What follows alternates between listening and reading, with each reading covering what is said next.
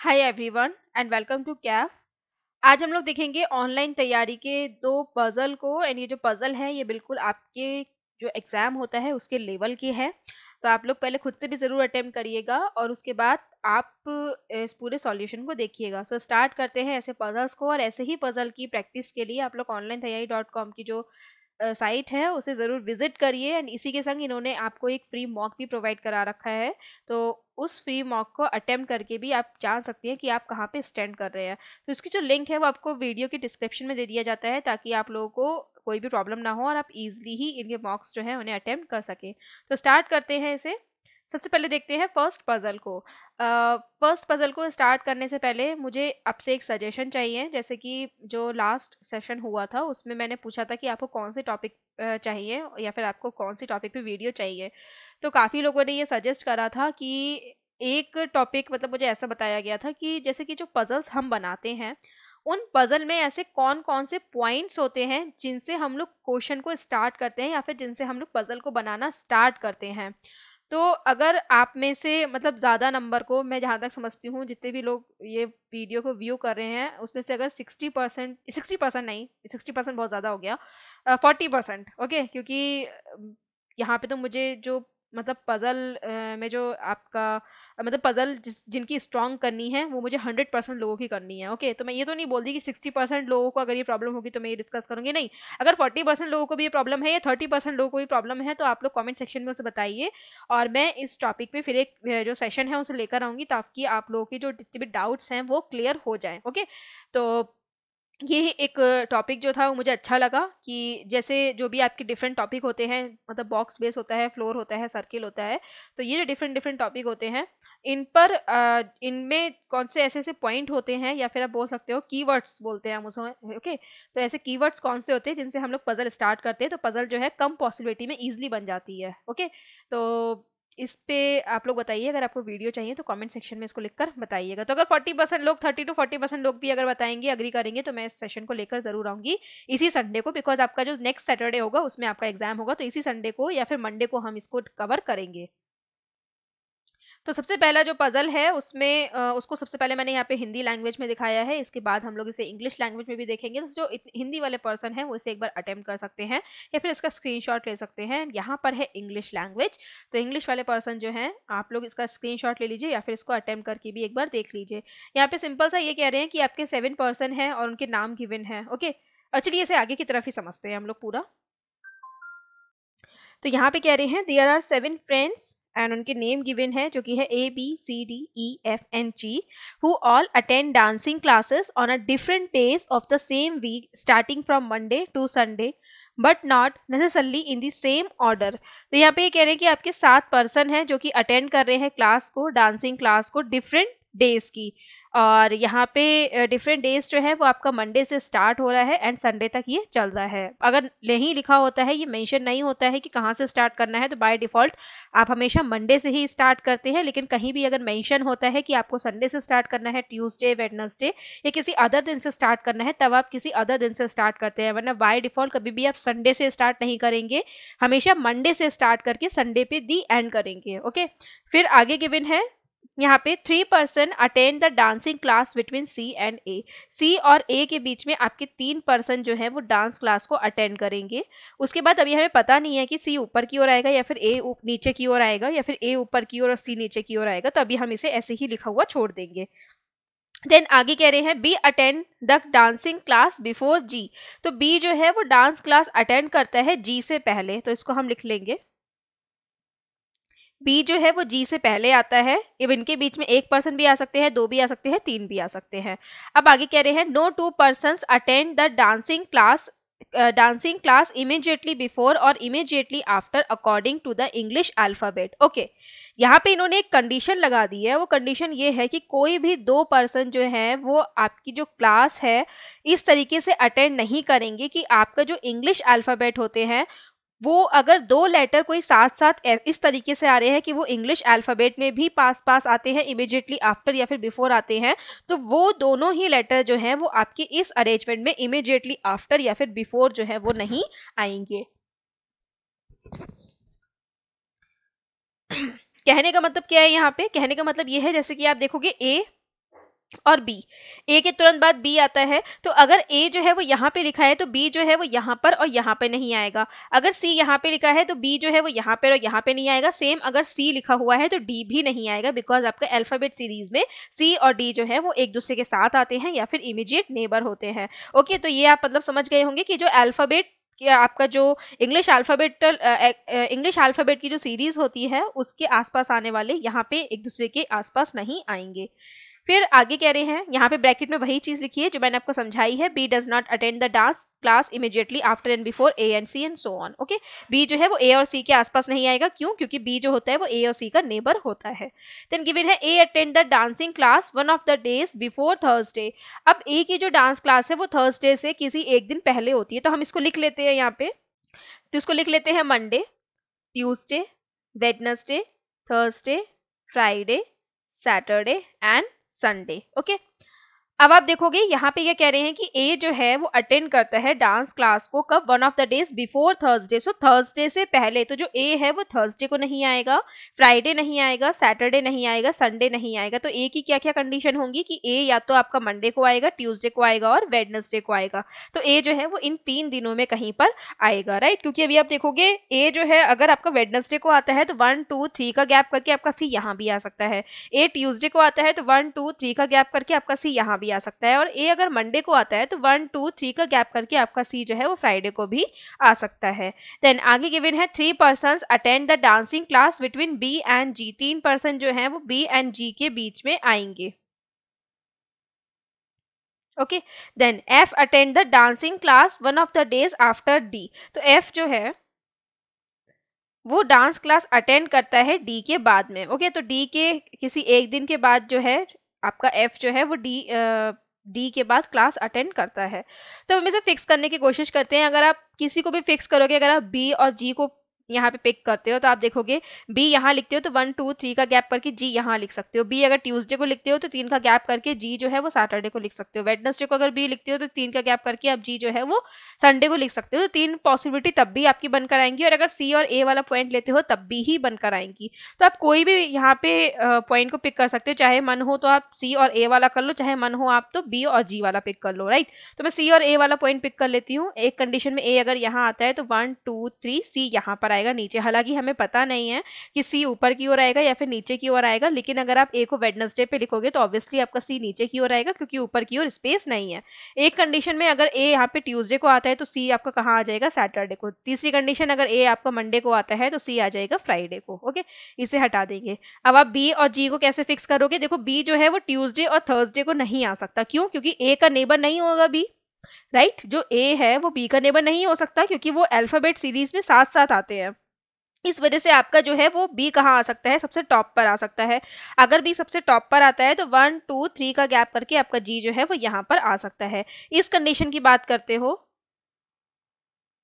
Okay अगर इस वाली कंडीशन की बात करते हो तो बी जो है वो कहाँ नहीं आ सकता? मंडे नहीं आ सकता, वेडनेसडे नहीं आ सकता, और अगर ये थर्सडे में आता है तो 1 2 3 का गैप करके नीचे की ओर जी नहीं आ सकता। इस वजह से जो ये वाली कंडीशन है ये यहाँ पे कट हो जाएगी। हमारा करेक्ट आंसर इसमें भी आ सकता है और इसमें भी आ सकता है।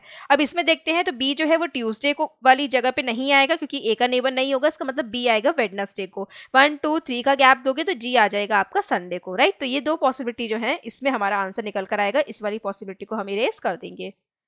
अब आगे देखते हैं, इसे हटा देते हैं। फिर यहाँ पे ये एक ही पॉइंट कह रहे हैं कि बी जो है वो जी के ऊपर आएगा, तो ठीक है। फिर यहाँ पे कह रहे हैं डी के नीचे एफ आएगा, तो डी कहाँ पर आएगा? फर्स्ट वाली कंडीशन में देखोगे तो डी जो है वो यहाँ तो आ नहीं सकता, क्योंकि हमें एफ नीचे की ओर चाहिए, राइट? इसके अलावा भी डी यहाँ पे नहीं आ सकता है। क्यों नहीं आ सकता? क्योंकि आप देखोगे अगर हम डी यहाँ पे लिखेंगे तो यहाँ पे आपका सी और डी जो है वो एक दूसरे के नेबर हो जाएंगे, जो कि नहीं हो सकते।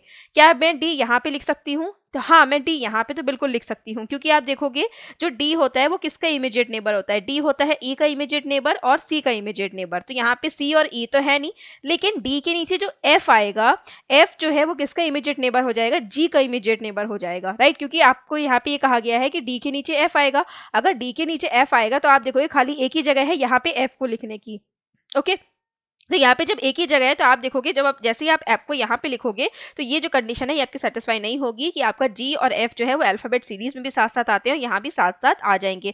इसका मतलब जो डी है वो कहाँ पर आएगा, डी आएगा यहाँ पर, और एफ जो है वो कहाँ पर आएगा, एफ आना चाहिए यहाँ पर। लेकिन आप देखोगे अगर एफ यहाँ पर भी आता है तब भी वो जी का नेबर हो जाएगा। इसका मतलब जो आपका एफ है चाहे वो यहाँ पर आए चाहे वो यहाँ पर आए, दोनों ही कंडीशन में जो है वो रॉन्ग होगा, और एफ सेट नहीं हो रहा है, इस वजह से आपका डी भी यहाँ पे सेट नहीं होगा और ये वाली जो पॉसिबिलिटी है ये इरेज हो जाएगी। इसमें हमारा करेक्ट आंसर निकल कर आएगा। अब डी कहाँ आ सकता है, देखो यहाँ पे तो आएगा नहीं ऑब्वियसली, आपका नीचे एफ कैसे दोगे, यहाँ पर भी नहीं आ सकता क्योंकि सी जो है वो डी का इमीडिएट नेबर नहीं होगा, तो डी आएगा यहाँ पे। अब एफ कहाँ पर आएगा, तो एफ यहाँ पे बिल्कुल नहीं आएगा क्योंकि एफ जी का नेबर नहीं होगा, इसका मतलब एफ आएगा यहाँ पे, और रेस्ट जो पर्सन बचेगा आपका ई आएगा आपका सैटरडे पे। ठीक है, क्योंकि आप देखोगे ई जो है वो किसका नेबर होता है, एफ का नेबर होता है, डी का नेबर होता है, तो ई जो है वो सी और जी के पास तो आ सकता है बट डी और एफ के पास नहीं आ सकता है। तो आप यहाँ पे देखोगे कि इस तरीके से हमारा अरेंजमेंट जो है वो बनकर आएगा। सिर्फ आपको इतनी सी बात ध्यान रखनी है कि जो अल्फाबेटिकल सीरीज में साथ साथ होते हैं वो हमें एक दूसरे के यहाँ पे इमीडिएट नेबर नहीं रखना है।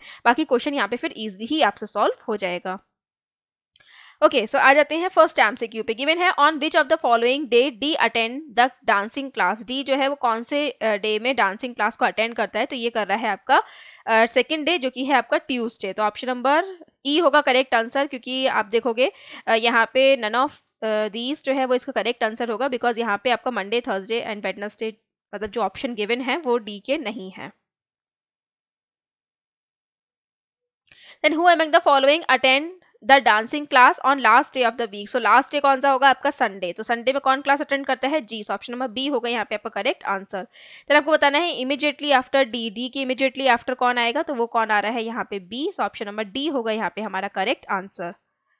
देन गिवन है कितने पर्सन जो है वो एफ के बाद क्लास को अटेंड कर रहे हैं, तो एफ के बाद कितने पर्सन क्लास को अटेंड कर रहे हैं, 1 2 एंड 3 जो कि है सी ई जी। तो 3 पर्सन जो है वो एफ के बाद अटेंड कर रहे हैं क्लास को, तो ऑप्शन नंबर ए होगा हमारा करेक्ट आंसर। ओके अब मूव करते हैं हम लोग पजल 2 पे। आई होप आपको पजल जो फर्स्ट है वो अच्छी लगी होगी। इसके अलावा अब हम देखते हैं सेकंड पजल को, एंड आगे के सेशंस में जो भी आपको पजल चाहिए, मतलब अब जो नेक्स्ट सेशन अपलोड होगा उसमें आपको जो पजल चाहिए उसका भी आप लोग टॉपिक लिख दिया करो, क्योंकि लास्ट टाइम मैंने देखा था कि उसमें लोगों ने शेड्यूल बेस्ड बोला था तो मैंने उसको पिक करा है। इसके अलावा अगर आपको कोई और पजल चाहिए, कोई पर्टिकुलर टॉपिक लाइक आपको बॉक्स बेस्ड चाहिए या फिर सर्कल बेस्ड चाहिए या फिर स्क्वायर बेस्ड चाहिए या फिर जो भी कोई होता है नॉर्थ साउथ, ओके। अब वैसे मैंने नॉर्थ साउथ वाला सोचा है क्योंकि अभी काफ़ी टाइम से हमने नॉर्थ साउथ वाले की प्रैक्टिस नहीं करी है, प्लस वेरिएबल, क्योंकि प्री में ऐसा नहीं है कि वेरिएबल नहीं आएंगे। अगर आपकी सिर्फ 4 से 8 जो पर्सन है वो एक रो में बैठ रहे हैं तो आपके उसमें वेरिएबल भी ऐड करके दे दिया जाता है। तो अब मैंने वैसे यही सोचा है कि नेक्स्ट सेशन में मैं नॉर्थ साउथ वाली क्वेश्चन को लेकर आऊँ, बट फिर भी आप लोग अपना सजेशन जो है वो कॉमेंट सेक्शन में लिख के मुझे बता सकते हैं। चलिए स्टार्ट करते हैं। यहाँ पे गिवन है, ये एक मिक्स वेरिएबल पजल है जिसमें गिवन है 8 स्टूडेंट्स हैं P Q R S T U V W are studying in 3 different classes, जो कि है आपकी first second and third, such that there will be not more than 3 और less than 2 students in any of the class. फिर given है each of them has a favourite subject, उन सभी का फेवरेट सब्जेक्ट है और सब्जेक्ट के नाम गिवन है English, computer, Hindi, math, art, physics, chemistry and biology, but not necessarily in the same order. अब देखते हैं हम लोग क्यू से इस क्वेश्चन को सॉल्व करना। उससे पहले मैं यहाँ पे आपको हिंदी लैंग्वेज में दिखा देती हूँ जो भी हिंदी वाले पर्सन हैं, ताकि उनको कोई प्रॉब्लम ना हो और वो भी इस क्वेश्चन को सही से अटेम्प्ट कर पाए। और अपना टाइमिंग जरूर बताया करो कि आपने कितने टाइम में अटेम्प्ट करा है, ताकि मुझे फिर पता चले कि आपका जो लेवल है उसको कैसे इम्प्रूव करते जाना है, मतलब मुझे लेवल जो है वो कैसे बढ़ाते जाना है। ओके तो इसमें वेरिएबल को पहले फिक्स कर लेते हैं। यहाँ पर वेरिएबल हम कौन सा फिक्स करेंगे, obviously P Q R S T वाला ही फिक्स करेंगे, बिकॉज फर्स्ट सेकंड थर्ड जो 3 क्लासेज है उसमें हमें पता तो है नहीं कि फर्स्ट का हमें कितनी बार यूज करना है, सेकंड का कितनी बार यूज करना है या फिर थर्ड का कितनी बार यूज करना है। तो हम P Q R S T variable को फिक्स करते हैं। यहाँ पर आ जाएगा P Q R S T U V and W. Okay सबसे फर्स्ट लाइन जो है वो यहाँ पे ये कह रहे हैं कि Q studies in class third. Q जो है वो आपका क्लास थर्ड में स्टडी करता है, तो उसको हम लिख लेंगे। ओके फिर गिवन है ही डज नॉट लाइक इधर फिजिक्स और कंप्यूटर। तो जो आपका क्यू है उसको फिजिक्स एंड कंप्यूटर नहीं पसंद है, तो उसको हम लिख लेंगे कि इसको फिजिक्स एंड कंप्यूटर नहीं पसंद है। ओके फिर आगे कह रहे हैं the one who study in class second does not like इधर हिंदी और केमिस्ट्री, तो वो पर्सन जो कि सेकंड में है,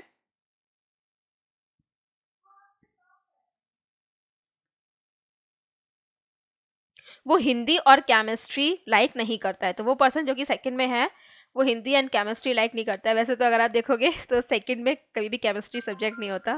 तो खैर कोई बात नहीं, रीजनिंग में जो ये सब चीज़ें होती है, मतलब ग्रामर से रिलेटेड जो एरर होती है या फिर आपकी ऐसी कोई एरर होती है तो उसको अवॉइड करना ही बेटर होता है। चलिए कोई बात नहीं, ये तो खैर एक जनरल सी बात हो गई। क्वेश्चन पे आ जाते हैं।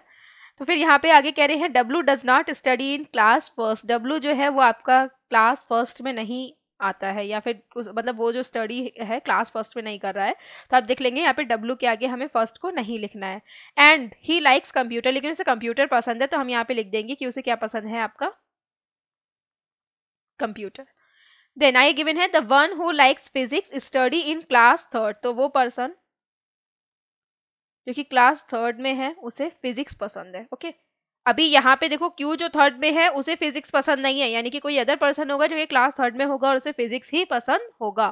Then R study in class second only with V and he like math. तो आर जो है वो सेकेंड क्लास में है और खाली वी के संग पढ़ता है। इसका मतलब अब जो सेकेंड क्लास का आपका वेरिएबल है उसका यूज आप नहीं करोगे। अगर कहीं पे ये कहा जाता है कि इस पर्सन को फर्स्ट क्लास में नहीं पढ़ता है तो उसको हम थर्ड देंगे, और अगर कभी ये कहा जाता है कि ये पर्सन जो है वो थर्ड में नहीं पढ़ता है तो उसको हम फर्स्ट देंगे। लेकिन अब हमें सेकंड का कहीं भी यूज नहीं करना है, क्योंकि यहाँ पे इन्होंने लिख दिया है in class second only with V. खाली आर जो है वो खाली आपका वी के साथ पढ़ता है, यानी कि उस क्लास में कोई और पर्सन नहीं पढ़ता है। फिर गिवन है एंड ही लाइक्स मैथ, तो उसे मैथ पसंद है, तो हम यहाँ पे लिखेंगे कि आर को क्या पसंद है, आपका मैथ पसंद है। ठीक है, फिर P study in class one. P जो है वो क्लास वन में है and he does not like chemistry, और उसे केमिस्ट्री नहीं पसंद है। Okay, he does not like chemistry, उसे केमिस्ट्री नहीं पसंद है, तो यहाँ पे हम लिख लेंगे। फिर T and U do not study in same classes as W. तो टी और यू जो है वो डब्ल्यू की जो सेम क्लास है उसमें स्टडी नहीं करेंगे। तो आप कुछ भी पॉइंट बना के लिख सकते हो। वैसे तो मैं यहाँ पे काफी कुछ लिख रही हूँ, सेम क्लास लिख रही हूँ, क्रॉस लगा रही हूँ, वरना मैं तो सिंपल देखो, जब आपको पजल का बेस पता होता है ना कि ये किस बेस पे है, तो आपको पॉइंट्स भी इतना लिखने की जरूरत नहीं होती है। अगर आप टी और यू को लिखोगे और लिखोगे इसके सामने डब्ल्यू लिखोगे, क्रॉस का साइन लगा दोगे, तो आपको खुद इतना दिमाग चलेगा कि टी और यू जो है वो डब्ल्यू की सेम क्लास में नहीं आएंगे, क्योंकि इसके अलावा और कोई जो लॉजिक है वो लग भी नहीं सकता। ओके, ऐसा तो है नहीं कि टी और यू जो है वो डब्ल्यू के नेबर नहीं होंगे यहाँ पे, क्योंकि यहाँ पे कुछ भी ऐसा सिटिंग अरेंजमेंट तो फिक्स हो नहीं रहा है ना। या फिर और कोई मीनिंग जो है कि अपोजिट बैठेंगे या अपोजिट नहीं बैठेंगे, ऐसा भी नहीं हो सकता। तो सिंपल सा मीनिंग यही निकलेगा कि टी और यू की जो क्लास है वो डब्ल्यू की जैसी सेम नहीं होगी, या फिर डब्ल्यू की जो क्लास है वो टी और यू की जैसी सेम नहीं होगी। तो ये जो जब आपको पजल का बेस पता होता है ना, तो आपको इतना लिखने की जरूरत नहीं होती है। आप बहुत इजी छोटा सा पॉइंट बनाकर भी अपनी हिंट जो होती है उसे खुद से समझ सकते हैं। आपको खुद को समझाना है, किसी दूसरे को थोड़ा ना समझाना है। ओके, तो इसकी जितनी टाइम आप प्रैक्टिस कर सकते हो उतने टाइम आप प्रैक्टिस करो पजल की। फिर गिवन है यू लाइक्स बायो। तो इसे बायो पसंद है, सॉरी बार बार इधर लिख दे रही हूँ। ओके ओके, तो यू को बायोलॉजी पसंद है। फिर गिवन है the one who does not study in class first और सेकंड लाइक्स इंग्लिश। तो द वन वो पर्सन जो कि आपका फर्स्ट एंड सेकंड में नहीं पढ़ता है उसको इंग्लिश पसंद है। अब देखो इन्होंने लाइन को कितना घुमाया है। इन्होंने ये बोला है कि वो पर्सन जो कि फर्स्ट और सेकंड में नहीं पढ़ता है उसको इंग्लिश पसंद है। तो फर्स्ट और सेकंड में नहीं पढ़ता है उसको इंग्लिश पसंद है, यानी कि कौन बचा, आपका थर्ड क्लास वाला बचा, राइट। फर्स्ट और सेकंड वाला इंग्लिश नहीं पढ़ता है तो इंग्लिश कौन पढ़ता होगा, थर्ड क्लास वाला पढ़ता होगा। तो यानी कि थर्ड क्लास वाला कोई एक ऐसा पर्सन होगा जो कि क्या पढ़ता होगा, आपका इंग्लिश लैंग्वेज पढ़ेगा। अब हम इसे फिक्स करते हैं, तो देखते हैं इसे हमें कैसे लिखना है। देखो यहाँ पे क्या गिवन है कि डब्ल्यू को फर्स्ट नहीं दिया जाएगा। अभी मैंने बताया था सेकंड का हम यूज कर चुके हैं। अगर कहीं भी ये लिखा होता है कि इसे फर्स्ट नहीं दिया जाएगा तो यानी कि उसे हम क्या देंगे, थर्ड देंगे। ओके, तो यहाँ पर आ जाएगा थर्ड, जैसे फर्स्ट यहाँ से हटा देंगे। उसके बाद देखते हैं, तो यहाँ पे कह रहे हैं कि सेकंड वाले को हिंदी एंड केमिस्ट्री नहीं दिया जाएगा। सो सेकंड वाले को हिंदी एंड केमिस्ट्री नहीं मिलेगा, तो वी को क्या नहीं मिलेगा, आपका हिंदी एंड केमिस्ट्री नहीं मिलेगा। तो हम खाली आपका जो वी है उसी में लिखते हैं, बिकॉज आप देखोगे आर जो है उसके लिए तो मैथ हमने ऑलरेडी सेट कर रखी है, इसे हटा देते हैं। ओके, फिर गिवन है आपका थर्ड वाले को फिजिक्स मिलेगा और थर्ड वाले को इंग्लिश मिलेगा। अब थर्ड वाले को फिजिक्स मिलेगा एंड थर्ड वाले को इंग्लिश मिलेगा। तो आप देख सकते हो कि ये जो थर्ड वाला पर्सन है ये वैसे तो आपके दो हो सकते हैं, आपका एस भी हो सकता है और आपका क्या हो सकता है, टी भी हो सकता है। तो अभी हम इसे क्या करते हैं, स्किप करते हैं और आगे की ओर बढ़ते हैं। फिर यहाँ पे ये कह रहे हैं कि टी और यू जो है वो डब्ल्यू की सेम क्लास में नहीं होंगे, यानी कि अलग अलग अलग क्लास में होंगे। तो W की जो सेम क्लास है वो क्या है, आपकी थर्ड है, तो यानी कि T और U की क्लास क्या होगी, आपकी फर्स्ट क्लास होगी। ओके अब इसकी फर्स्ट क्लास होगी तो आप देखोगे यहाँ पे जो S है उसकी क्लास क्या होगी, S की क्लास होगी थर्ड, क्योंकि यहाँ पे अगर आप देखोगे कि यहाँ पे ये कहा गया था कि that there will be not more than 3 और less than 2 students in any of the classes, कि आपको 3 से ज्यादा किसी भी क्लास का यूज नहीं करना है और आपको 2 से कम किसी भी क्लास का यूज नहीं करना है। तो अगर आप देखोगे, अगर आप एस को मान लो थर्ड नहीं देते हो तो आप देखोगे यहाँ पे फर्स्ट के 3 हो जाएंगे जो कि है पी टी यू, एंड यहाँ पे सेकंड के 2 हो जाएंगे जो कि है आर एंड बी, वो ऐसे के ऐसे ही रहेंगे। तो आपके पास एस के लिए क्या बचेगा, खाली थर्ड ही देने को बचेगा, इस वजह से आप क्या दोगे, एस को थर्ड दोगे। अब देखो यहाँ पे जो थर्ड है उसका यूज कहाँ कहाँ करा गया है, 3 जगह करा गया है, लेकिन 3 जगह करने में आपका एक जगह में सब्जेक्ट आप फिक्स कर चुके हो यहाँ पे जो कि है कंप्यूटर। ओके तो एक थर्ड में आप कंप्यूटर फिक्स कर चुके हो, यानी कि जो दोनों थर्ड है वो आपका क्यू और एस को दिए जाएंगे। तो क्यू को जब यहाँ पे फिजिक्स मना है तो यहाँ पे आपका जो थर्ड वाला कॉम्बिनेशन है वो कौन सा वाला लगेगा, इंग्लिश वाला लगेगा। तो यहाँ पर क्या आएगा आंसर, ये आएगा इंग्लिश, और यहाँ पर आएगा आपका फिजिक्स जो कि दिया जाएगा एस को। अब इसको हटा दे, इसको भी हटा दे, ऊपर वाले में केमिस्ट्री नहीं आएगा और आपका वी को केमिस्ट्री नहीं दिया जाएगा, तो यानी केमिस्ट्री किसे दिया जाएगा, केमिस्ट्री दिया जाएगा आपका टी को। और नीचे वाले में गिवन है कि इसे हिंदी नहीं दिया जाएगा वी को, तो यानी कि हिंदी किसे दिया जाएगा, हिंदी दिया जाएगा यहाँ पे पी को, और रेस्ट आ जाएगा आपका यहाँ पे वी को जो कि दिया जाएगा आर्ट। ओके तो आर्ट आ जाएगा यहाँ पे वी को। तो ज्यादा टफ नहीं था, इजी क्वेश्चन था, बस आपको लैंग्वेज अच्छे से पढ़नी आनी चाहिए, फिर आप इसको इजिली ही सॉल्व करके मतलब इजिली ही सॉल्व कर सकते हो। एमसीक्यूज को देखते हैं, तो यहाँ पे कह रहे हैं थर्ड क्लास में कौन कौन से स्टूडेंट्स पढ़ते हैं। तो थर्ड क्लास में कौन कौन स्टूडेंट है, इसमें है आपका क्यू डब्ल्यू एंड एस, तो आपका क्यू डब्ल्यू एंड एस जो है वो होगा यहाँ पे करेक्ट आंसर। तो देखो कॉम्बिनेशन कहाँ पर है, तो ये है ऑप्शन नंबर बी में, क्यू डब्ल्यू एंड एस। फिर गिवन है टी को कौन सा सब्जेक्ट पसंद है, तो आप देखोगे टी को पसंद है केमिस्ट्री, तो ऑप्शन नंबर बी होगा यहाँ पे करेक्ट आंसर। फिर गिवन है which of the following combination of student class subject is correct, कौन सा कॉम्बिनेशन जो है वो स्टूडेंट क्लास और सब्जेक्ट का करेक्ट है। तो आप देखोगे एस फर्स्ट फिजिक्स, तो एस फर्स्ट फिजिक्स जो है वो ट्रू नहीं है। देन टी थर्ड केमिस्ट्री, ये भी ट्रू नहीं है। P first art, P first art ये भी ट्रू नहीं है। देन वी सेकेंड आर्ट, तो वी सेकेंड आर्ट जो है वो यहाँ पे ट्रू होगा, ऑप्शन नंबर डी होगा यहाँ पे हमारा करेक्ट आंसर। फिर गिवन है कि इसमें से पी किसको पसंद है, तो पी किसको पसंद है, तो सॉरी पी को क्या पसंद है, तो पी को क्या पसंद है, पी को पसंद है हिंदी, तो यहाँ पे बी होगा हमारा करेक्ट आंसर। इसी के संग हम खत्म कर रहे हैं सेशन को, और मैंने जो भी आपसे पूछा है उसको आप प्लीज कमेंट सेक्शन में जरूर बताइएगा, क्योंकि वही जो है मुझे हेल्प करते हैं आपके लिए न्यू सेशन को बनाने में, एंड ये भी जानने में कि आपको किस चीज़ में प्रॉब्लम हो रही है और किस चीज़ को मुझे यहाँ पे लेकर आना चाहिए, क्योंकि आपको की जो प्रॉब्लम है वो आप मुझे खुद ही बता सकते हैं और कोई तो बताएगा नहीं, या फिर मैं खुद से नहीं जान सकती। तो बेटर है कि आप लोग कमेंट सेक्शन में ये बताते रहा करिए कि नेक्स्ट सेशन जो है वो आपको किस पर चाहिए, या फिर आप लोग को जो भी कोई पर्टिकुलर वीडियो चाहिए, जैसे कि अभी एक टॉपिक सजेस्ट करा जा रहा है कि पॉइंट्स जो है वो कैसे बनाए जाते हैं, मतलब सॉरी ऐसे कौन से पॉइंट्स होते हैं जिनसे पजल बनाया जाता है, तो उस टॉपिक पर मैंने सोचा है कि संडे पर हम लोग इस पे बात करेंगे। ओके तो चलिए खत्म करते हैं सेशन को, बाकी कुछ प्लेलिस्ट को यहाँ पे ऐड करा गया है जिनको जाके आप व्यू कर सकते हैं। Thanks for watching this video, have a good day.